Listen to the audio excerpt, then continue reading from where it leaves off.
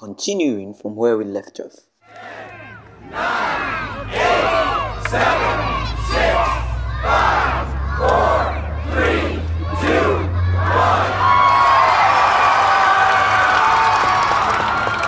I've heard that most church boys are not really versatile. They are just, if it's just church, especially the overly spiritual people, they are just God, God, God.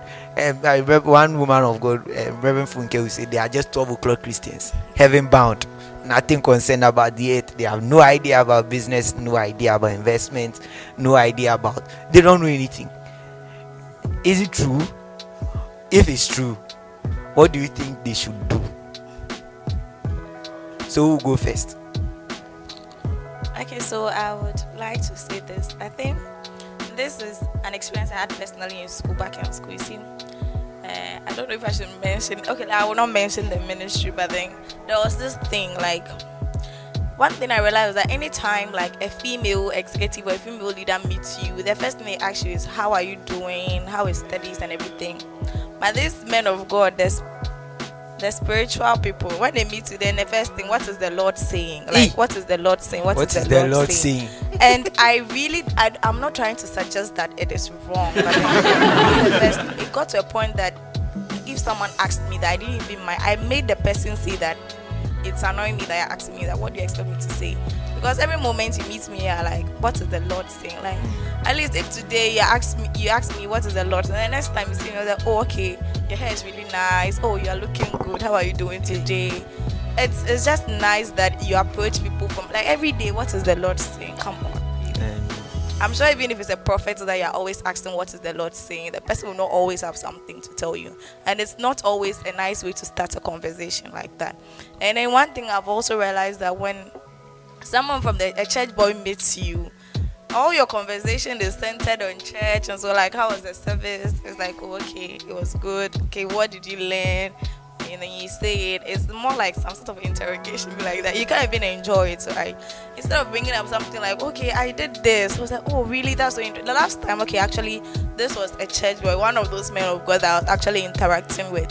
But I really enjoyed it because the person asked me about my plans and all of that. And the person told me that it was into data science, which is something I'm really interested in.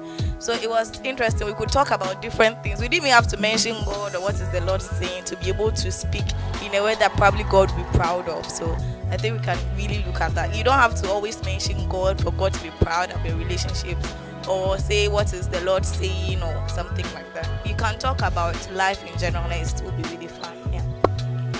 All right. Who else is adding? Yes, I would add up to what she said. So I've noticed that a lot of church boys do not have side businesses.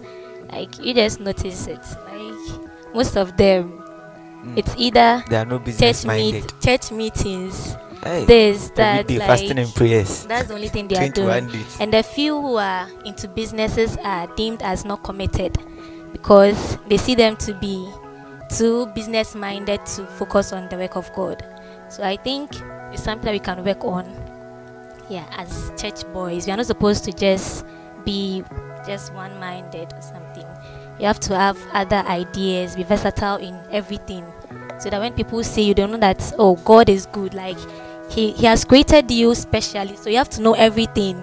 It's not just about fasting and prayers and going to church and all that. Yeah. The fasting and prayers is good. Yes. But the Bible also says there is time for everything. Time for everything. So when you fast and pray, what is left? It's now left with your life. What you are doing with your life. I think it's all good to a certain degree, but I think that as should I say, ladies or everything.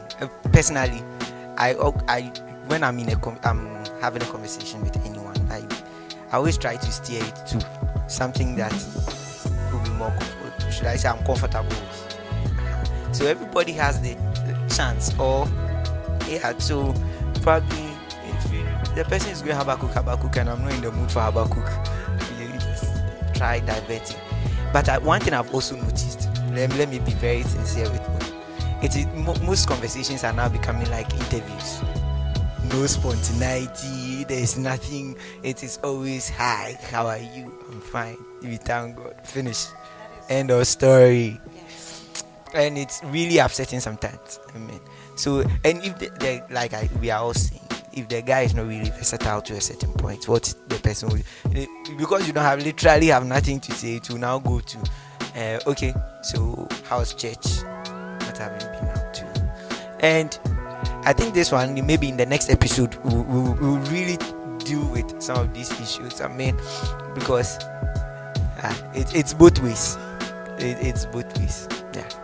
Alright, so church boys, please, we are encouraging you, be versatile, learn about other stuff. You've heard about, there's cryptocurrency, you don't even know anything. Read about it at least. There's nothing worse than reading about it. It really helps. Yeah, read wide. I think it's one of the things they told us in teachers. Read wide. Just expand your scope of learning. Yeah, so I believe we are taking notes and it will really help us. Yeah, I think I would want to ask take the final part, then we'll call this meeting a day. Alright, so this one has to do with what's your take? This one I'm asking you because you are ladies. Your take on you rising up to heights, especially in the age where there is a far right feminism and there's a far left. No, the woman is supposed to be under submission. The woman is supposed to submit. The one, there are both schools of thought. So, what is your take? I have my stance, but I would want to hear from you first.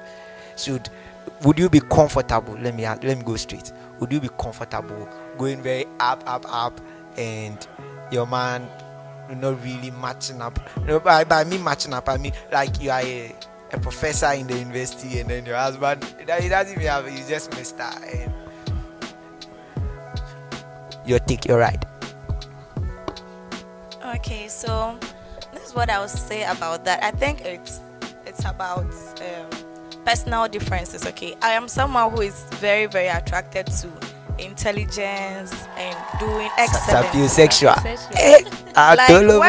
To the extent that when the moment I hear a guy speaking and the guy sounds so good, the pronunciation of the words, the tonation, and how the person carries everything along, it's so attractive to me. So I cannot afford. My brethren be learning English. My brethren be learning. I want someone who I can not necessarily compete with, but like, let's have something going. Like, I want you to do something so that I'll go like, wow, you did that, I have to do that.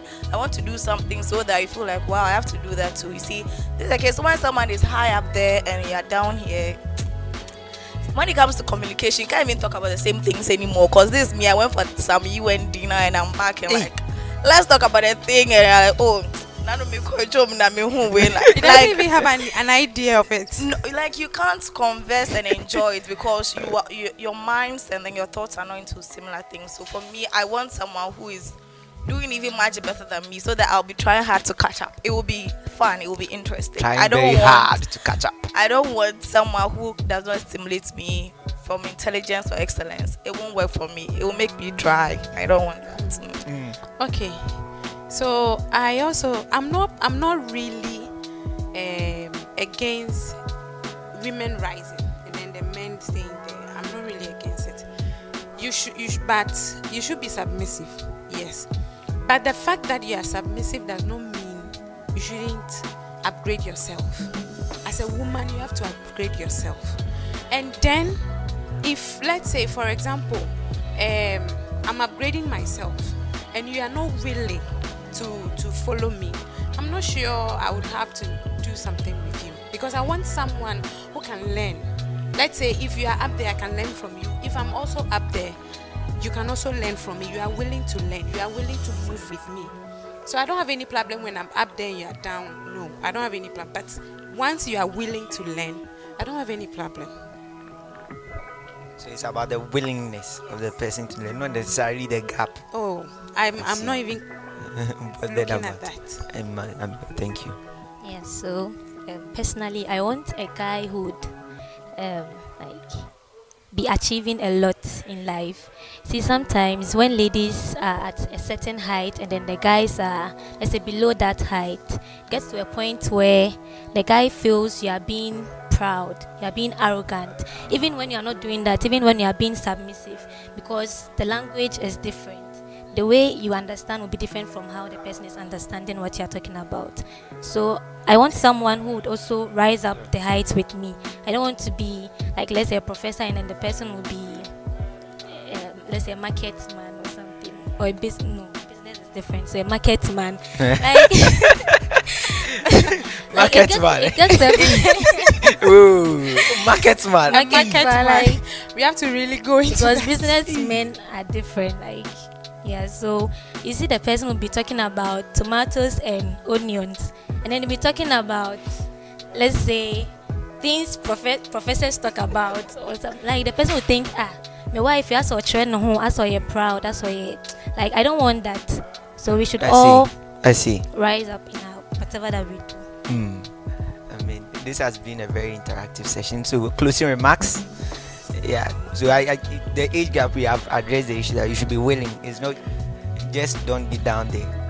Be willing to learn and upgrade as time goes by. Yeah. So your closing remarks. Anything special on your heart? You can choose a spot or something that you put it and say, okay.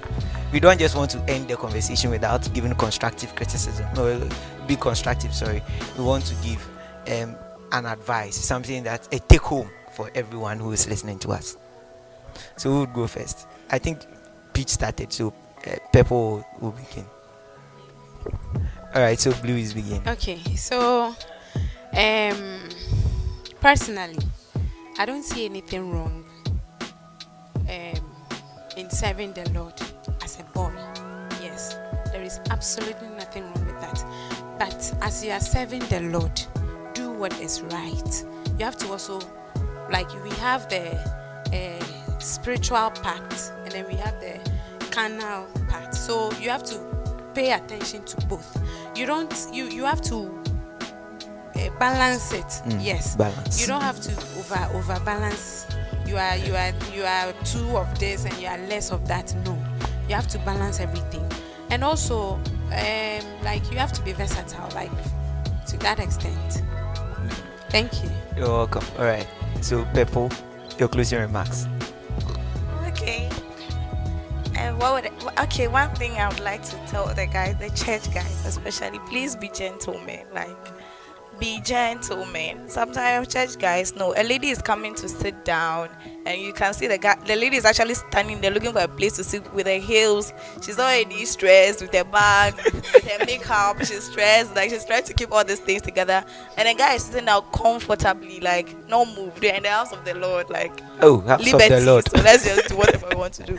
No, please, let's be gentlemen. You have to give nice compliments. If someone who is looking good, or say you are looking good, you look good today, and all of that. Offer the person a seat to make the person comfortable. It's actually a comfortable place to learn, a beautiful place to learn. So please, let's be gentlemen. Thank you. All right, final. Yeah, so I also want to add to what they've said, that as church boys, you shouldn't let people see you and wish they never joined like a church or that they are Christians. They should see you and then yearn to be in the church. Like your character and everything, the way you carry yourself, maninya feka cry, so that when other rascals see you, they would, sorry for my word, but yeah, rascals see, they would know that like church here there, church is sweet. So carry yourself well, so that when people see you, Papa, swag up. they would also wish to be in the church. Yeah. Sure. So the conclusion, I think the summary of everything is that, let me borrow a sentence from Funke Felix. She says, be a 6:30 Christian. Not 6:30, sorry, 6 o'clock Christian. Yeah, your focus on heaven whilst paying close attention on the earth. This has been an amazing podcast, and I wish that we all take something and see you next time. Thank you.